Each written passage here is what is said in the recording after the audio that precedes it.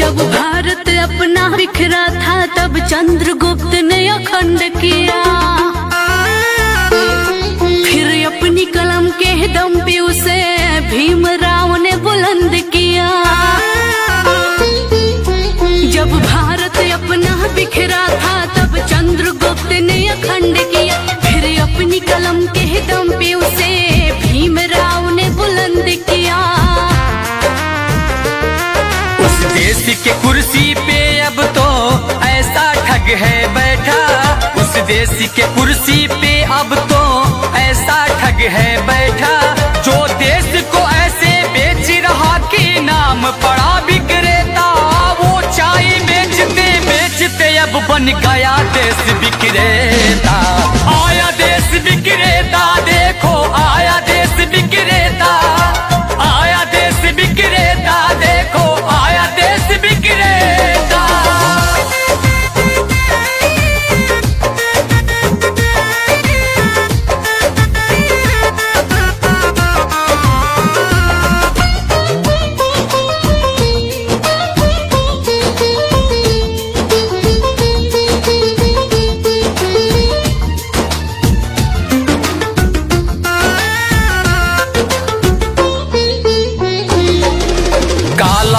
लाऊंगा कह के भारत का कोष भी साफ किया, श्रमिकों को भूखे मार रहा, धनिकों का कर्ज भी माफ किया।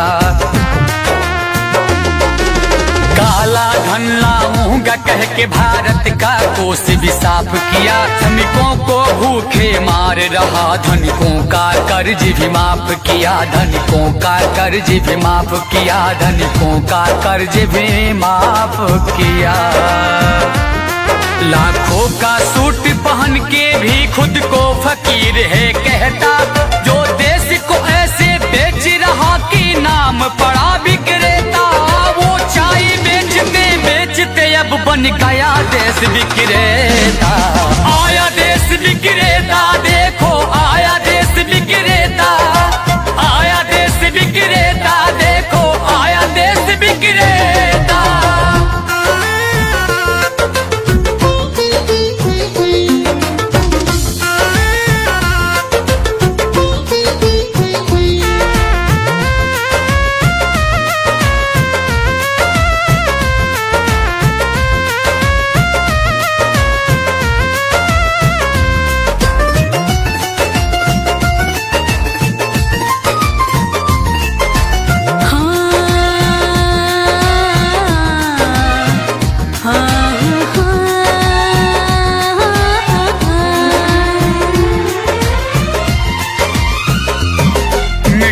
तो उसके जूते का कैसा है स्वाद बताती है, जब जब चुनाव हो तब उसको माँ की याद आती है।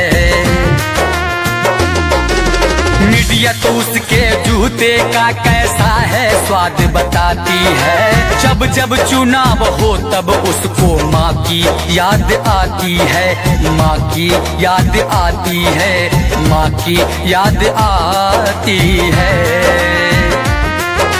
किसी का संग दिल पति है तो वो किसी का मतलबी बेटा, जो देश को ऐसे बेच रहा कि नाम पड़ा विक्रेता। वो चाय बेचते बेचते अब बन गया देश विक्रेता। आया देश विक्रेता, देखो आया देश विक्रेता, आया देश विक्रेता, देखो आया देश विक्रेता। जब भारत अपना बिखरा था तब चंद्रगुप्त ने अखंड किया, फिर अपनी कलम के दम पे उसे भीमराव ने बुलंद किया। उस देश के कुर्सी पे अब तो ऐसा ठग है बैठा, उस देश के कुर्सी पे अब तो ऐसा ठग है बैठा, जो देश को ऐसे बेच रहा कि नाम पड़ा विक्रेता। वो चाय बेचते बेचते अब बन गया देश विक्रेता। आया देश विक्रेता, देखो आया देश विक्रेता, आया देश विक्रेता, देखो आया देश विक्रेता।